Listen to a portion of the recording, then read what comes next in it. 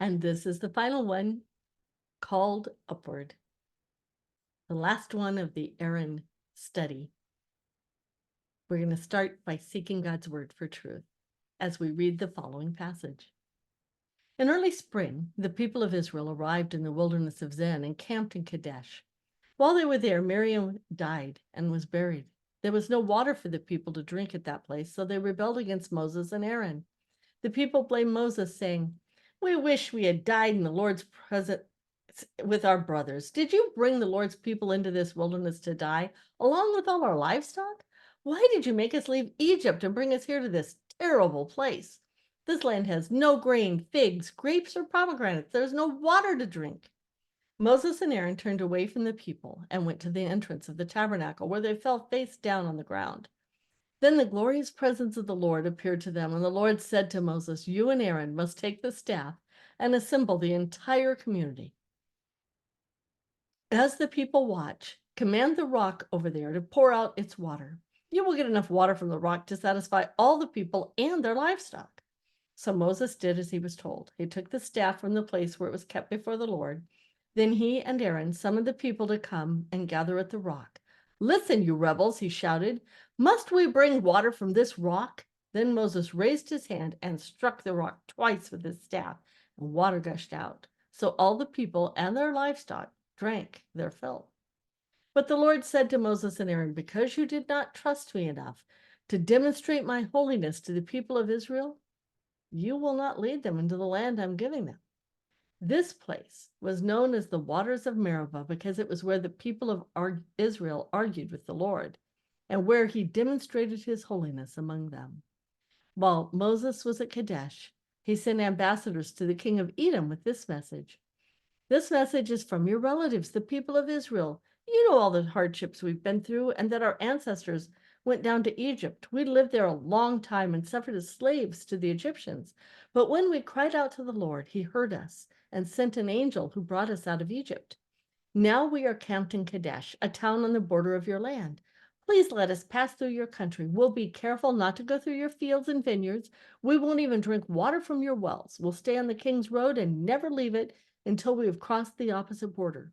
But the king of Edom said, "Stay out of my land, or I'll meet you with my army." The Israelites answered, "We'll stay on the main road. If any of our livestock drinks your water, we'll pay for it. We only want to pass through your country, nothing else." But the king of Edom replied, "Stay out. You may not pass through our land." With that, he mobilized his army and marched out to meet them with an imposing force. Because Edom refused to allow Israel to pass through their country, Israel was forced to turn around. The whole community of Israel left Kadesh as a group and arrived at Mount Hor. Then the Lord said to Moses and Aaron at Mount Hor, on the border of the land of Edom, "The time has come for Aaron to join his ancestors in death. He will not enter the land I'm giving the people of Israel because the two of you rebelled against my instructions concerning the waters of Meribah. Now take Aaron and his son Eleazar up Mount Hor. There you will remove Aaron's priestly garments and put them on Eleazar his son. Aaron will die there and join his ancestors." So Moses did as the Lord commanded. The three of them went up Mount Hor together as the whole community watched. At the summit, Moses removed the priestly garments from Aaron and put them on Eleazar, Aaron's son. Then Aaron died there on the top of the mountain, and Moses and Eleazar went back down. When the people realized that Aaron had died, all Israel mourned for him for 30 days. That's Numbers 20.